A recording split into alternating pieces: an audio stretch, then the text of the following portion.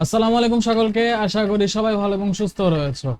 আজকে মেডিকেল অ্যাডমিশনের সবচেয়ে গুরুত্বপূর্ণ 10 মার্ক নিয়ে কথা বলবো, যে 10 মার্ক তোমার মেডিকেলের র্যাঙ্ক বুস্ট করতে, রেগুলার চান্স থেকে টপ মেডিকেল চান্সে তোমাকে এলিভেট করতে সাহায্য করবে। জিকে, মেডিকেলের জিকে। তো এই জিকে 10 মার্কের যে জিকে, সেখানে কি 10-এ 10 পাওয়া সম্ভব? ওকে, ফার্স্ট অফ অল যদি আমি প্রশ্নের উত্তরে আসি, সম্ভব, yes, but very very rare. Okay, তো এটার উত্তর আমার হবে রেয়ারলি ইয়েস। এটার উত্তর কি? Rarely yes. কারণ আমি এমন কয়েকজন মানুষ চিনি, আমার পরিচিত 2-3 জনই আছে, যারা মেডিকেল জিকে 10/10, 9/10 এই পরিমাণ মার্ক গ্যাদার করছেন, বাট দে আর এক্সেপশন। তোমার টার্গেট কি? তুমি কিভাবে সেই টার্গেটে পৌঁছাবা? জিকের মতো একটা সাবজেক্ট কিভাবে পড়বা যেন তোমার জন্য এই সাবজেক্ট মেডিকেলের একটা র্যাঙ্ক বুস্টার হতে পারে, সেসব কিছু নিয়ে আলোচনা করবো। এখন আসো শুরু করা যাক। ফার্স্ট অফ অল কি কি ডিসকাস করবো? রেগুলার কোশ্চেন্স, যা যা কোশ্চেনগুলো আমরা সবগুলো সাবজেক্টের বেলায় ডিসকাস করি সেগুলো। কত মার্ক পাওয়া সম্ভব? পাওয়া সম্ভব তো 10/10, বাট তোমার টার্গেট 10/10 না, ঠিক আছে? এটা হচ্ছে very rare, very very rare, মানে এক্সট্রিমলি রেয়ার যদি বলি। আর কত মার্ক পেতেই হবে, দ্যাট ইজ দ্য কোশ্চেন। আমাকে কত মার্ক পেতেই হবে? এখন তুমি কত মার্ক পেতে হবে এটার উত্তর যদি জানতে চাও, তোমার টার্গেট আমাকে জানতে হবে। তুমি যদি আমাকে বলো যে জাস্ট ভাইয়া চান্স, চান্স হলেই হবে, চান্স হলেই হবে, আমার টপ মেডিকেল বা হচ্ছে বিভাগীয় মেডিকেল না হইলেও আমার আপত্তি নাই, হইলে ভালো, হইলে তো অবশ্যই ভালো, আলহামদুলিল্লাহ, বাট আমার একটা সিট দরকার। তোমার জন্য এই জিকেতে 6 থেকে 7 সেফ রেঞ্জ। 7ও ভালো, মোটামুটি 6 সেফ রেঞ্জ। আমি বলবো 6 হচ্ছে সেফ রেঞ্জ, চান্স হলেই হবে। তবে ওই ক্ষেত্রে বাকি সাবজেক্টে চাপ পড়ে যাবে, ঠিক আছে? বাট তুমি যদি বলো যে আমার হচ্ছে র্যাঙ্ক 1000 এর ভিতর থাকা লাগবে, যে টপ 1000, ঠিক আছে? আমি যদি বলি তোমার র্যাঙ্ক তুমি চাও টপ 1000 এর ভিতর থাকা লাগবে, কারণ টপ 1000 থাকলেই তুমি হচ্ছে ঢাকার ভিতরে যে 4টা মেডিকেল আছে, ডিএমসি, সলিমুল্লাহ, সোহরাওয়ার্দী, মুগদা, এই 4টার যে কোনো একটা আসতে পারবে ইনশাল্লাহ, ঠিক আছে? প্রথম 250 তো হচ্ছে ডিএমসি তে যায়, এরপর আর 250 সলিমুল্লাহ, তারপরের 250 হচ্ছে সোহরাওয়ার্দী, এবং এরপর হচ্ছে দেখা যায় ময়মনসিং, মুগদা, হোয়াট এভার অন্যান্য মেডিকেল মিলে টেলে, মানে 1000-1100 এরকম র্যাঙ্কের আশপাশে মুগদা হয়ে যায় ঢাকার ভিতর আর কি, ঠিক আছে? তো টপ 1000 তুমি যদি থাকতে চাও, তোমাকে 7 থেকে 7+, 7 মিনিমাম পাইতেই হবে, 7-এর উপর যাইতে হবে, ঠিক আছে? এবং আরেকটা জিনিস, তুমি সেকেন্ড টাইমার, তুমি সেকেন্ড টাইমার, যারা যারা ভিডিওটা দেখতেছো, তুমি ফার্স্ট টাইম আর সেকেন্ড টাইম আমাকে কমেন্ট জানাইতে পারো, ঠিক আছে?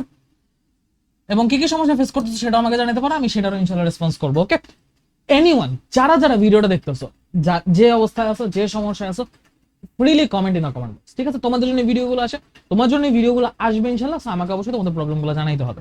যারা যারা সেকেন্ড টাইমার আছো, এই রেঞ্জ তাদেরও ফলো করতে হবে, বিকজ অফ 3 মার্ক গ্যাপ। আমি আমার যে টোটাল এন্টায়ার রোড ম্যাপটা ছিল মেডিকেল ভর্তি পরীক্ষা, সেখানে আমি এই কথাটা বলছি, আমি আবারও বলতেছি। ওকে, তো এই হলো ব্যাপার। এখন এখানে সবচেয়ে বড় চ্যালেঞ্জ কি, কি কি বই পড়তে হবে, কিভাবে পড়তে হবে, এই সব কিছু নিয়ে জানবো, এবং একই সাথে ইমপ্রুভ করার জন্য কিছু প্রো টিপস, কিছু সাজেশনস, সেটাও আমরা দেখবো।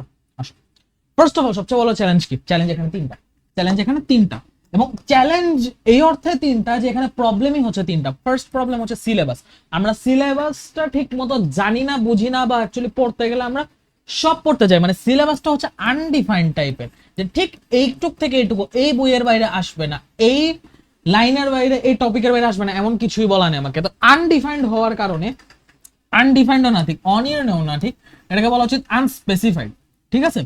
আনস্পেসিফাইড হওয়ার কারণে হচ্ছে আমরা অনেক বেশি ভাস্ট প্রিপারেশন নেই। তো এখানে সিলেবাস যেটা, এটা তুমি বিগত বছরের প্রশ্নগুলো যদি ভালো করে স্টাডি করো, বিসিএস কোশ্চেনগুলো ভালো করে পড়ো, তুমি দেখো মোটামুটি একটা আইডিয়া পাচ্ছ। এবং স্টিল যারা যারা হচ্ছে স্ট্রাগল করবা যে কোশ্চেন ব্যাংক থেকে সিলেবাসটা কি হইতে পারে জানার জন্য, তাদের জন্য পুরো সিলেবাসটা দিয়ে দিব, বাট এটা নিয়ে একটু পরে কথা বল, ঠিক আছে? যেটা বড় মিস্টেক, সিলেবাস হচ্ছে বড় মিস্টেক, তোমাকে আমি সিলেবাস জানাই দিলাম, সিলেবাস আমি তোমাকে বলে দিলাম যে এইগুলো থেকে হচ্ছে প্রশ্ন বিষয়, তুমি এইগুলো টপিক ভালো করে পড়েছো, বাকিগুলো দেখো সময় থাকলে দেখ। এখন তোমার আমি বলে দিলাম, বাট তুমি দেখতে গিয়ে কিভাবে দেখতে হবে এটাই জানলা না, অ্যাপ্রোচ ভুলি না। এই অ্যাপ্রোচটা হচ্ছে আরেকটা বড় চ্যালেঞ্জ। জিকে পড়তে কিভাবে, এটা একটা ঝামেলা। জিকের মধ্যে তোমার যে থিওরিগুলো আছে এই থিওরিগুলো কিন্তু মানে কোনো মেকানিজম না বা কোনো হচ্ছে সিকোয়েন্স না, জাস্ট ইনফরমেশন। এখানে কিন্তু only information. So only information তুমি বায়োলজির মতো মনে রাখতে পারবা না, ঠিক আছে? এটার অ্যাপ্রোচ দুই রকম হওয়া লাগবে, এটাকে আমি বলি ডুয়াল বেজ অ্যাপ্রোচ। এটা ডুয়াল বেজ অ্যাপ্রোচ হওয়া লাগবে, ঠিক আছে? ডুয়াল বেজ অ্যাপ্রোচ মানে কি, তুমি দুইবারে মানে একসাথে তুমি জিকে দুইবার শেষ করবা। লাইক ব্যাপারটা এমন যে তুমি যখন ক্লাস হইতেছে তোমার কোর্সে, তোমার অনলাইন হোক অফলাইন হোক, অ্যাকচুয়াল জিকে ক্লাসের দিন তো জিকে পড়তেছো, ক্লাস হয়েছে পরের দিন এক্সাম, ডেইলি এক্সাম পড়তেছো, এইভাবে তুমি হচ্ছে একটা লাইন আগাইলাম, ঠিক আছে? একটা আগাইলাম, একটা ফ্লো হচ্ছে উইথ রুটিন, উইথ রুটিন, এটা রেগুলার এবং এই জিনিসটা সবাই ফলো করে। আরেকটা যেটা ফ্লো, এটার সাথে আরেকটা প্যারালালি আগাবে, এই জিনিসটা সবাই ফলো করে না, সেটা হচ্ছে ডেইলি সলভ। ডেইলি সলভ, এখন এই ডেইলি সলভ এটা তুমি ইয়ার ওয়াইজ দিতে পারো, টপিক ওয়াইজ দিতে পারো, বাট যখন সলভটা দিবা বিগত বছরের প্রশ্ন থেকে দিবা, চারটা অপশন ভালো করে স্টাডি করে দিবা এবং ওইটুকু জায়গা থেকে কি কি শিখতেছো সেটা হচ্ছে প্রতি এক সপ্তাহে রিভাইজ দিবা। এই ডেইলি সলভ হচ্ছে 7 ডে রিভাইজ করে করে করে করে জাস্ট আগে যাবা।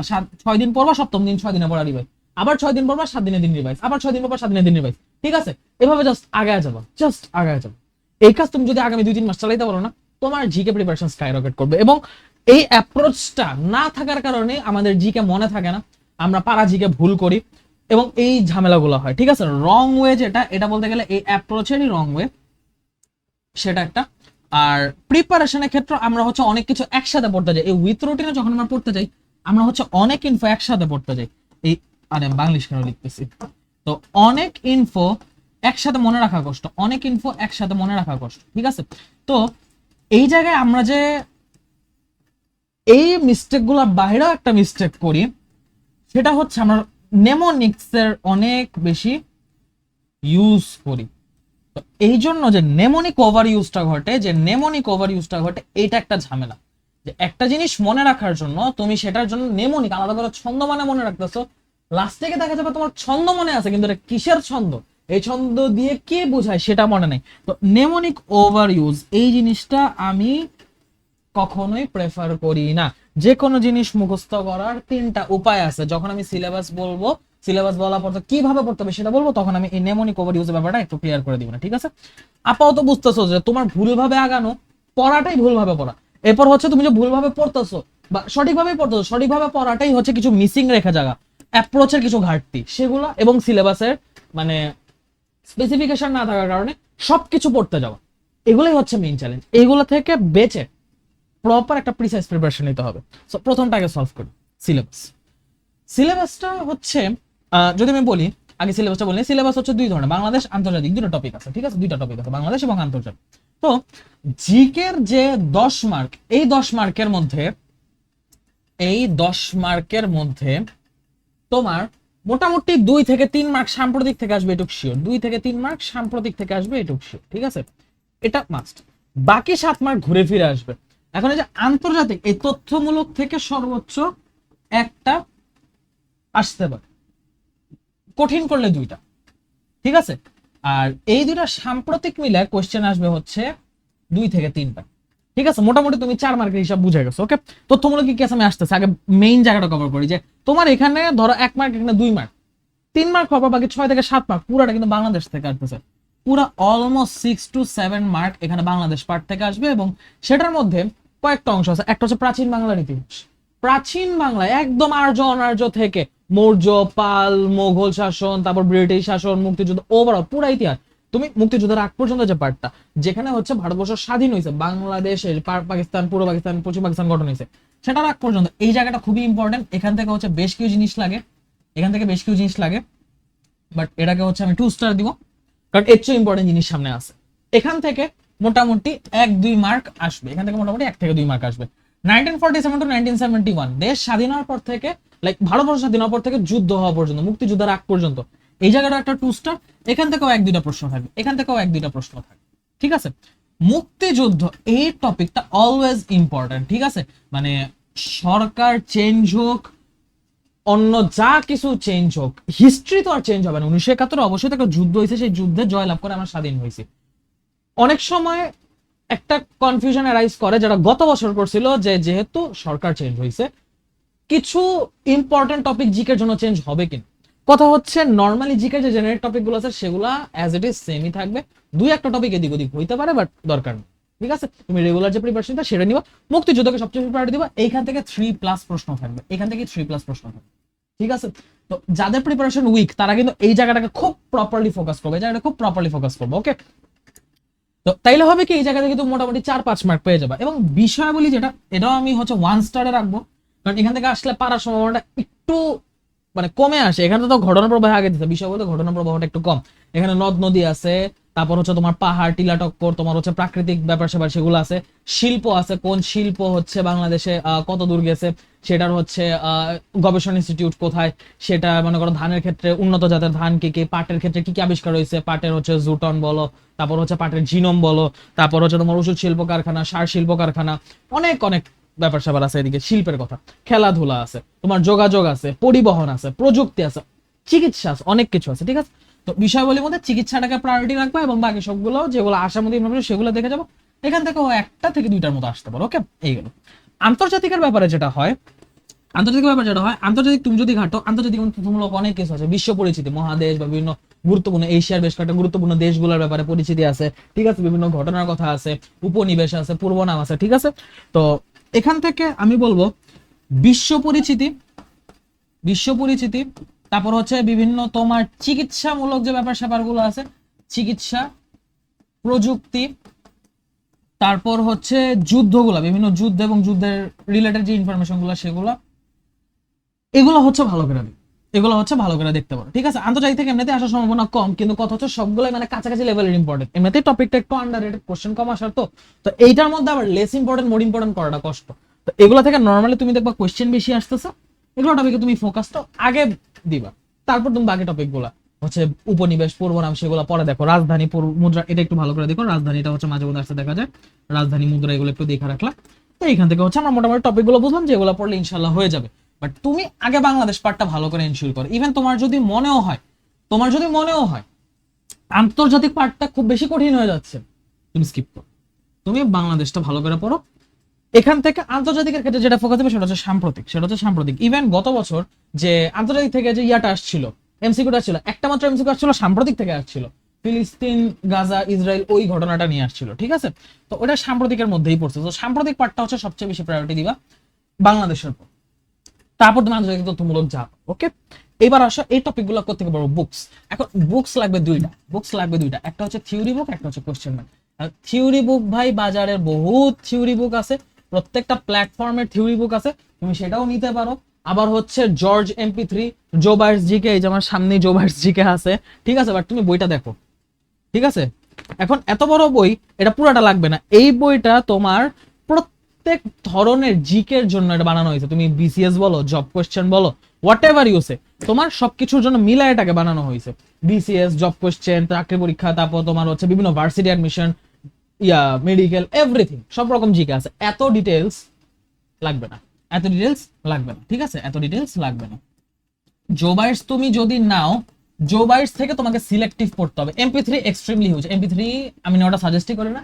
জো বাইটস যদি নাও, যেখানে তোমাকে মেডিকেলের জন্য ইনফরমেশন দেখাই দিবে, তুমি সেগুলোর জন্য নিতে পারো। ঠিক আছে, আর আরেক ধরনের হচ্ছে তোমার কি বলা হয়, মানে মেডি বেসড বুকস, বিভিন্ন কোচিং সেন্টারের যে বুকস গুলো, তুমি সেগুলো দেখতে পারো। এখন তোমার প্রত্যেকটা কোচিং সেন্টার নিজস্ব বই আছে, প্রত্যেকটাই হচ্ছে ভালো, প্রত্যেকটাতেই ইনফরমেশন আছে। এখন ব্যাপার হচ্ছে কি, যে এখানে আমি যা যা টপিক তোমাকে বললাম না, যদি কমন আসে সবার বই থেকে কমন আসবে, যদি কমন না আসে কারো বই থেকে কমন আসবে না। আমি একটা উদাহরণ দিই, তোমার মুক্তিযুদ্ধের সবচেয়ে বড় হত্যাকাণ্ড যে চুকনগরে হয়েছিল, এই ইনফরমেশনটা পরীক্ষায় আসার আগ পর্যন্ত কারো বইয়ে ছিল। বুঝতে পারছো? যারা সিনিয়র টিচার আছে তাদেরকে জিজ্ঞেস করো।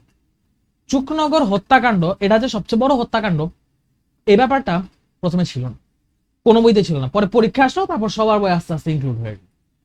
কিছু জিনিস যেগুলো আনকমন আসবে, এটা কারো বইতে তুমি পাবা।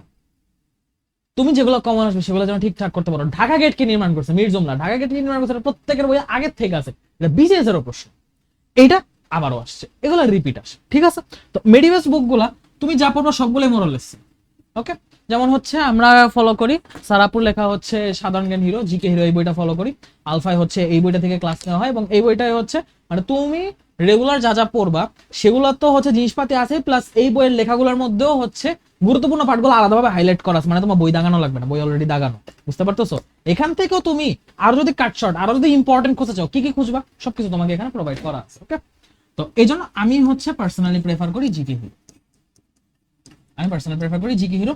জোবার্সটাও সাথে রাখছি, কারণ হচ্ছে আমি যখন আলফায় ক্লাস নিব, আলফা 7.0 তে ক্লাস নিব, তখন যেন তোমাদের কোনো ধরনের ইনফরমেশন, কোনো ধরনের প্রয়োজনীয় তথ্য মিস আউট না হয়ে যায়, সেজন্য আমি আমার কালেকশনের জোবার্স জিকেটাও রাখছি। ঠিক আছে, সো এই আর কি, ইনশাল্লাহ জিকে প্রস্তুতি ইংলিশ সহ সবকিছু এখানে কভার হবে। যারা যারা ভর্তি না এখন ভর্তি যেতে পারো।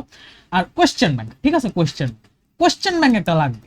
তুমি প্র্যাকটিস কোয়েশ্চেন ব্যাংক থেকে করবা, এটাকে রিপিটেডলি প্র্যাকটিস করবা। মানুষজন একবার কোনো রকম প্র্যাকটিস করেই হচ্ছে রেখাতে, এটাকে রিপিটেড প্র্যাকটিস করবে। এবং কোয়েশ্চেন ব্যাংকের মধ্যে হচ্ছে মেডিকেল, ডেন্টাল, বিসিএস, আর কিছু দরকার নেই। এটা তো ভার্সিটি কোয়েশ্চেন দরকার নেই, কারণ ভার্সিটির যে জিকে এত ডিটেল জিকে আমাদের লাগে না। মেডিকেল জিকে সবচেয়ে ইজি, কম্পারেটিভলি, এমনি ইজি না, কম্পারেটিভলি ইজি। তো কোয়েশ্চেন ব্যাংক তুমি যদি দেখো, তুমি সবগুলো কোয়েশ্চেন ব্যাংকে দেখবা 10 বছর 15 বছর পর্যন্ত কোয়েশ্চেন আছে। আমাদের যে কোয়েশ্চেন ব্যাংকটা আলফার জিকে, এই কোয়েশ্চেন ব্যাংক এইখানে একদম মানে 2002-3-4 পর্যন্ত চলে গেছে। 2002-3, 2001-2 এর কোশ্চেন আমি দেখছি বই, যেটা আমি অন্য কোনো কোশ্চেন ব্যাংকে পাইনি। ঠিক আছে, আমি হচ্ছে কোশ্চেন ব্যাংক থেকে তোমার জন্য ইম্পর্টেন্ট টপিক অ্যানালিসিস করতে গেছে, আমি এইরকম কোশ্চেন ব্যাংক লাইব্রেরি হচ্ছে অন্য কোথাও পাইনি। তো সেটা হচ্ছে তোমাদেরকে মেনশন করলাম, তোমরা দেখতে পারো অবশ্যই। সো এই যে কোশ্চেন ব্যাংক যেটা আছে, তুমি এতদূর না যাইতে পারো যে ভাই আমি হয়তো এতদূর প্র্যাকটিস করতে পারবো না, আমি কতদূর প্র্যাকটিস করবো? তুমি 2005 পর্যন্ত অন্তত প্র্যাকটিস করো। 2005 পর্যন্ত মোটামুটি অনেক বই পাওয়া যায়। ঠিক আছে, 2005 থেকে 10 পর্যন্ত, 10 পর্যন্ত অ্যাটলিস্ট করতেই হবে, 5 পর্যন্ত গেলে ভালো। এরপর তুমি যা যাবে এক্সট্রা। ঠিক আছে, এরপর তুমি যা যাবা এক্সট্রা, এবং এরপর আসলে যাওয়ার মতো জিকেও খুব বেশি নাই। তো তুমি 2005 পর্যন্ত যাইতে পারো, এবং এরপর গুলো তুমি যেহেতু কোশ্চেন ব্যাংক ইনক্লুডেড দেখে নিলা, বাট যদি না দেখো সমস্যা হবে এমন। ঠিক আছে, 10 পর্যন্ত দেখতে হবে। এই কোশ্চেন গুলো তুমি বারবার সলভ করো, তুমি দেখবা এইখান থেকে কমন এসে পড়ছে, ডিরেক্ট কমন চলে আসছে, এখান থেকে ডিরেক্ট কমন চলে আসছে। আমি কোশ্চেন ব্যাংক এই কারণে প্র্যাকটিস করতে বলি, এখান থেকে ডিরেক্ট কমন, হুবহু কমন, যেটা করে হুবহু কমন চলে আসা পসিবল এখান থেকে, বুঝছো? এই হচ্ছে কাহিনী। বুকস, একটা থিওরি বুক, একটা কোশ্চেন ব্যাংক, আর কিছু লাগবে। এবার কিভাবে পড়তে হবে সেটা আসো। জিকের ক্ষেত্রে আমি প্রথমেই বলছি যে তোমার 2 ধাপে মানে দ্বিমুখী প্রিপারেশন নিতে হবে। ঠিক আছে, ডুয়াল বেস প্রিপারেশন, আবারও বলতেছি ডুয়াল বেস প্রিপারেশন। এই ডুয়াল বেস প্রিপারেশন মানে হচ্ছে জিকে প্রিপারেশন তোমার 2টা ধারায় চলবে। তুমি প্রথম যে ধারায় আগাইতেছো, রুটিনের ধারায়, কোচিং এর ধারায়, বা হচ্ছে রেগুলার কোর্সের রুটিন, সে কোর্স রুটিনে তোমার জিকে একবার শেষ হবে, আর সেলফ স্টাডিতে আরেকবার শেষ হবে। ঠিক আছে, সেলফ স্টাডিতে আরেকবার শেষ হবে। এখন রুটিন ওয়াইজ তুমি যখন শেষ করবা, রুটিন ওয়াইজ তোমার যখন ক্লাস হবে, তুমি রুটিন ওয়াইজ করতেছো ক্লাস ওয়াইজ, তো তুমি প্রথমে ক্লাসটা করবা, ক্লাস করার পর নিজে পড়বা, ক্লাস করার পর নিজে পড়লা, সেলফ স্টাডি করলা, এবং এই সেলফ স্টাডির পর তুমি যেটা করবা, এই সেলফ স্টাডির পর medical, dental, BCS topic wise পড়ে ফেলবা। ঠিক আছে, টপিক ওয়াইজ পড়ে ফেলবা। এবং এই যে এই কাজটা করার পর, তোমার ক্লাস করতে কতক্ষণ লাগবে? 2 ঘন্টা। সেলফ স্টাডি করতে কতক্ষণ লাগবে? যেহেতু জিকে আমি একটু সময় বাড়া দিলাম, 3 ঘন্টা। এবং 3 ঘন্টা পর পর এখানে হচ্ছে +30 করে র্যাপিড রিভিশন দেওয়া লাগবে। ওই যে আমি তোমাদেরকে বলছিলাম, ঠিক আছে, যখন একটা চ্যাপ্টার কিভাবে পড়তে হয় এটা আমি এক্সপ্লেন করছিলাম, তখন আমি কিন্তু এটা বায়োলজি এবং কেমিস্ট্রি গাইডলাইনে বলে দিছিলাম, আমার চ্যানেলে পাবা, দেখে নিও। ওকে, আর medical dental BCS topic wise solve, এটা করতে মোটামুটি 2 ঘন্টার মতো লাগবে, সময়টা করতে। তাহলে দেখো 2 2 4 4 8 8 ঘন্টা লাগতেছে। এরপর হচ্ছে সারাদিন শেষে ডেইলি রিক্যাপ। এই ডেইলি রিক্যাপটা হচ্ছে মানে ডেইলি রিক্যাপটা না, মানে আমি বলবো হোল রিক্যাপ। এই রিক্যাপটা হচ্ছে তুমি সারাদিনে যা পড়ছো একবার রিভিশন দিবা, 1 ঘন্টা লাগে। কোয়েশ্চেন ব্যাংক সহ সেলফ স্টাডিতে যা পড়ছো সেগুলো সব সহ, লেকচার স্লাইড যা যা পড়ছো, সারাদিনে যা যা পড়ছো 1 ঘন্টা সামারি করবা। 1 ঘন্টা আবার রাতের বেলা দেখবা, নিলে মনে থাকবে না। জিকে বারবার দেখে দেখে মনে রাখতে হয়। ঠিক আছে, আর সেলফ স্টাডির ক্ষেত্রে আমি বলবো এটা তুমি হচ্ছে প্রতিদিন করবা। প্রতিদিন যদি না পারো, ভাই আমি প্রতিদিন পারতেছি না, সেই ক্ষেত্রে একদিন পর পর তুমি হচ্ছে জিকে পড়বা। এবং এই জিকেটা এইভাবে পড়বা, কোয়েশ্চেন ব্যাংক আছে না, topic wise question bank 30 minute solve করবা। Topic wise question bank 30 minute solve করবা। ওকে, এবং এই যে টপিক ওয়াইজ 30 মিনিট সলভ করবা, একদম 4টা অপশন বুঝে চারটা অপশন বুঝে ডিপলি সলভ করবা, চারটা অপশন বুঝে ডিপলি সলভ করবা, যেন ওই টপিকে ওই কোয়েশ্চেন থেকে তোমাকে যদি আবার রিপিট দেয় বা ওই টপিক থেকে তোমাকে একটু ঘুরে ভিন্ন প্রশ্নে তুমি যেন করতে পারো। 30 মিনিট ভাই, বেশি না, জাস্ট 30টা মিনিট। এই কথাটা শোনো, তোমার এক সপ্তাহে 1.5 থেকে 2 ঘন্টার বেশি লাগবে না, এই সময়টুকু দিও, ঠিক আছে? এবং আরেকটা জিনিস যেটা তোমাদের জন্য আমি হচ্ছে একটা অ্যানাউন্সমেন্ট দেই, যে জিকে আমাদের মনে থাকতে চায় না, ঠিক আছে? জিকে আমাদের মনে থাকতে চায় না, এই জিকে মনে থাকে না, এই মনে থাকে না নামে আমার একটা সিরিজ আসবে ইনশাল্লাহ, ঠিক আছে? আমি একদম শর্ট ফর্ম করে কিছু ভিডিও দিব ইনশাল্লাহ, আমার ফেসবুক পেজ এবং ইউটিউব চ্যানেল দুটাতেই আসবে। এখানে হচ্ছে আমি তোমাদেরকে শর্ট ক্লাস লং ইমপ্রুভমেন্ট, তুমি অল্প সময় কিছুক্ষণের জন্য আমার কাছে ক্লাস করে জাস্ট ইম্পর্টেন্ট ইনফরমেশন গুলো জেনে যাবা, একটা দুটা কোয়েশ্চেন দেখে যাবা, 5 মিনিটের ক্লাসে গুরুত্বপূর্ণ টপিক শেষ, ঠিক আছে? এরকম ছোট ছোট ছোট ছোট করে বেশ কয়েকটা ক্লাস দিব, একদম এটা বেশ কয়েকদিন চলবে, আর মোটামুটি হচ্ছে একটা লং টার্মের চিন্তা ভাবনা আছে এটা। আমার সাথে হচ্ছে কন্টিনিউ করবো, কাইন্ড অফ এটা জিকে চ্যালেঞ্জের মতো। তো এই চ্যালেঞ্জটা, এটা হচ্ছে 50 to 60 ডের একটা চ্যালেঞ্জ হবে, ঠিক আছে? আমি ইনশাল্লাহ রোজ হচ্ছে এই ভিডিও দিব, এবং এই ভিডিওর যে কন্টেন্ট সেটা তোমাকে শেষ করে ফেলতে হবে, সেটা তোমাকে বই থেকে পড়ে কোশ্চেন দিয়ে খুঁজে সলভ করে শেষ করে ফেলতে হবে, ঠিক আছে? এবং এইখানে আমি যে পদ্ধতিতে আগাবো সেটা হচ্ছে মেমোরাইজেশন। মেমোরাইজেশন যে আমি তোমাদেরকে বলতেছিলাম, আমরা পড়ি ভুলভাবে, আমরা পড়ি হচ্ছে ভুলভাবে, ঠিক আছে? আমরা অতিরিক্ত নেমোনিক্স পড়ি, বাট মেমোরাইজেশনের 3টা স্টেপস আছে। নেমোনিক্স হচ্ছে third one.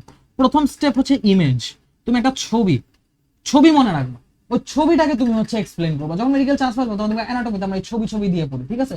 Visualisation is the very important. ইমেজটা তুমি ইউজ করবা ফর ভিজুয়ালাইজেশন, এবং তুমি যখন ভিজুয়ালাইজ করে ইনফরমেশন মনে রাখবে, অনেক কিছু মনে থাকবে। সেকেন্ড উপায়, যেটা সবচেয়ে বেশি আন্ডাররেটেড এবং যেটার জন্য আমি সিরিজটা আনছি, সেটা হচ্ছে কোরিলেশন। তোমার অনেক কিছু মনে রাখার জন্য নেমোনিক্স এর লাগবে না, তুমি প্রশ্ন যেটা আছে, প্রশ্নের শব্দ, প্রশ্নের কথা দিয়ে, প্রশ্নের লজিক দিয়ে নিজের মতো করে লিঙ্ক করে রাখতে পারো। ব্রেন হচ্ছে লিঙ্কড বা হচ্ছে কানেক্টেড ইনফরমেশন বেশি মনে রাখে। তো তুমি যদি কানেক্ট করতে পারো, কোরিলেট করতে পারো, তোমার জন্য নেমোনিক্স ছাড়াই মনে রাখা অনেক ইজি হয়ে যাবে। এবং এই জিনিসটা আমার কাছে মনে হয় মেডিজিকেতে বাংলাদেশের সবচেয়ে আন্ডাররেটেড, এবং সেটার জন্য আমি আমার এই 50 to 60 ডের এই জিকে মনে থাকে না চ্যালেঞ্জটা আনতেছি। তোমরা যারা যারা আগ্রহী আছো এই চ্যালেঞ্জটার ব্যাপারে, তারা অবশ্যই আমাকে কমেন্টে জানাবা, আমাকে রেসপন্স করবা যে ভাইয়া এই সিরিজটা লাগবে, আমাকে জানাইতে হবে, ওকে?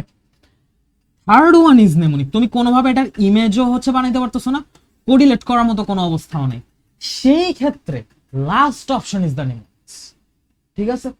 Last option is mnemonics. তাও এটা কিসের জন্য? Only for importance, only important topic. সব টপিকের জন্য তোমার হচ্ছে নেমোনিক্স কোরিলেশন করে সব মনে রাখা লাগবে না, এগুলো টাফ আছে, অ্যাটলিস্ট পড়তে হবে মনে রাখার জন্য, বাট কথা হচ্ছে সময় তো দিতে হবে। তো আমরা ইম্পর্টেন্ট টপিকগুলো তো সময় দিব, আমার এই জিকে মনে থাকে না সিরিজের এটাই হচ্ছে টার্গেট, ওকে? তো এবার আসি প্রো টিপস ফর ইমপ্রুভমেন্ট। তো আমি যেটা বললাম যে ডুয়াল বেস প্রিপারেশন, এটাই হচ্ছে আমার সবচেয়ে বড় প্রো টিপ। এবং আরেকটা বড় প্রো টিপ আছে, সেটা হচ্ছে সব পড়া যাবে না, সব পড়া যাবে না।